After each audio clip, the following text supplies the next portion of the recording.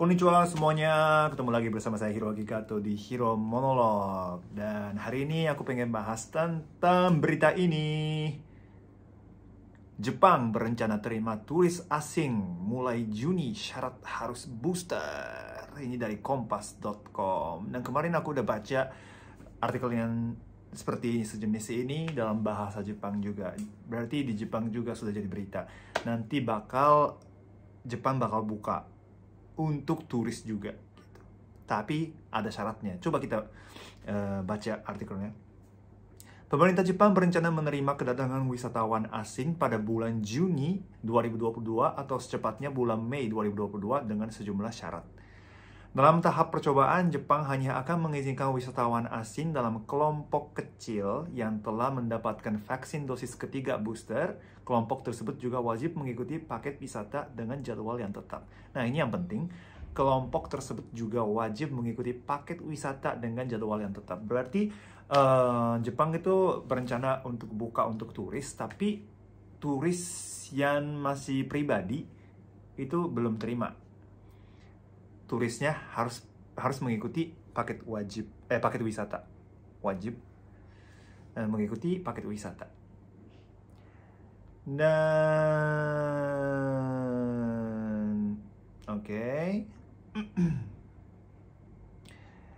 Dan pembukaan pintu bagi wisatawan asing secara terbatas ini merupakan sebuah percobaan. Jika kasus infeksi COVID-19 tidak menyebar, maka ada kemungkinan program tersebut akan diperluas. Adapun kabar pembukaan ini muncul sehari setelah Perdana Menteri Jepang Fumio Kishida berpidato di London, Inggris. Kishida mengatakan bahwa Jepang berencana melonggarkan pembatasan terkait pandemi COVID-19 mulai bulan Juni nanti. Fumio Kishida-san, for your info, kemarin mengunjungi Indonesia loh. Sudah ketemu sama Pak Jokowi. Anyway, saat ini kami telah melonggarkan langkah-langkah kontrol perbatasan secara signifikan. Dengan pelonggaran berikutnya terjadi pada bulan Juni, ketika Jepang akan meluncurkan proses masuk yang lebih lancar sama dengan anggota G7 lainnya. G7 itu siapa? Kelompok ini terdiri dari Inggris, Kanada, Prancis, Jerman, Italia, Jepang, dan Amerika Serikat. Itu G7. Dibentuk pada tahun 1975. Jadi, Jepang itu sudah merencanakan standar untuk perbatasan terhadap pasien COVID-19 yang terhadap turis. Itu mau longgarkan sestandar dengan negara-negara lain di G7, G7, gitu ya. Jadi kendati demikian, menurut Kishida, pemerintah tetap perlu waspada akan kondisi COVID-19 di dalam negeri, terutama pasca serangkaian libur nasional sejak akhir April hingga awal Mei. Ya, jadi kebetulan tahun ini itu liburan Lebaran sama Golden Week namanya di Jepang itu waktu yang sama. Jadi di Jepang juga ada libur panjang, ya sekitar seminggu sampai 10 hari, seperti Lebaran di akhir bulan April sampai awal bulan Mei yang sekarang ini. Jadi ini habis Golden Week, besok hari Senin. Ini lagi rekam video ini hari Minggu. Jadi besok hari Senin itu bakal mulai masyarakatnya mulai normal lagi setelah Golden Week. Nah, kekhawatirannya juga sama dengan Indonesia dan Jepang. Setelah selesai Lebaran atau setelah selesai Golden Week, apakah kasus COVID-19 naik atau tidak? Jadi itu yang pertanyaan yang sangat penting, karena kalau angkanya naik, COVID yang positifnya naik gara-gara setelah Golden Week kan banyak orang yang pulang kampung atau pergi jalan-jalan kemana, atau bahkan banyak yang ke luar negeri juga. Jadi masih khawatir sih, pemerintah masih sangat mengawasi angka-angka COVID-19 di Jepang.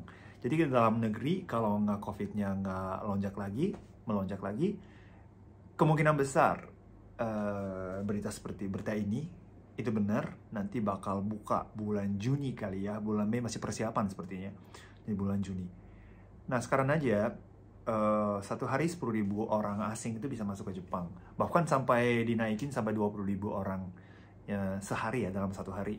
Itu bisa masuk ke Jepang sekarang. Tapi turis belum bisa untuk pekerja ataupun untuk mahasiswa.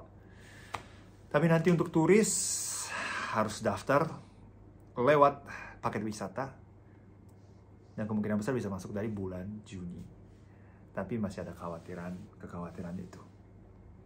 Dan satu lagi, ini jujur aja ya, setauku orang Jepang yang tinggal di Jepang, orang Jepang yang tinggal di Jepang itu masih percaya banget, bukan percaya banget sih, masih sebagian ada yang masih percaya bahaya untuk mendatangkan orang asing. Karena virus COVID-19 itu nggak bisa mencegah kalau setelah mereka masuk ke Jepang. Dan virusnya bisa menular di Jepang. Pokoknya mereka sangat takut virusnya masuk dari luar negeri ke Jepang. Tapi menurutku di Jepang juga udah cukup menyebar, tersebar virus COVID-19-nya. Bukan hanya dari luar negeri, tapi kalau nggak dari luar negeri pun virusnya udah kemana-mana. Ya tapi banyak orang Jepang itu masih merasa sedikit khawatir dan bahaya juga mendatangkan orang asing dari luar negeri. Atau bahkan orang Jepang yang tinggal di luar negeri seperti aku yang mau pulang ke Jepang pun masih aja ada orang Jepang yang merasa, wah kok kamu balik dari luar negeri ngapain sih ke Jepang? Jangan bawa virus ya dari luar. Ada juga yang kayak gitu. Jadi ya pemerintah juga pasti tahu kenyataan itu. Jadi pertanyaannya, apakah pemerintah bisa mengontrol perasaan rakyat seperti itu atau tidak? Tapi kalau untuk sektor pariwisata, ya memang butuh turis dari luar negeri.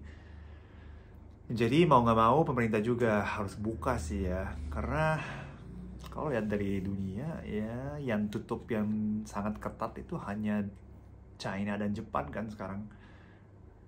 Ya jadi dunianya sudah bergerak ke arah with corona, bersama corona, bukan udah mencegah corona. Kecuali China yang masih lockdown. Mereka itu masih menuju zero corona. Nah itu sangat susah menurutku ya. Tapi selain China, mungkin rata-rata negara-negara di dunia kan menuju ke with corona, bersama corona. Jepang juga menurutku kini saatnya untuk mengubah arahnya ke with corona, bukan zero corona.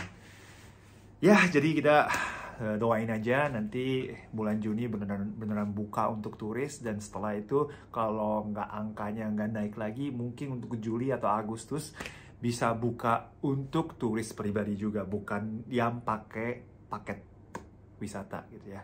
Jadi kita doain aja semoga teman-teman Indonesia bisa jalan-jalan ke Jepang dalam waktu dekat. Oke.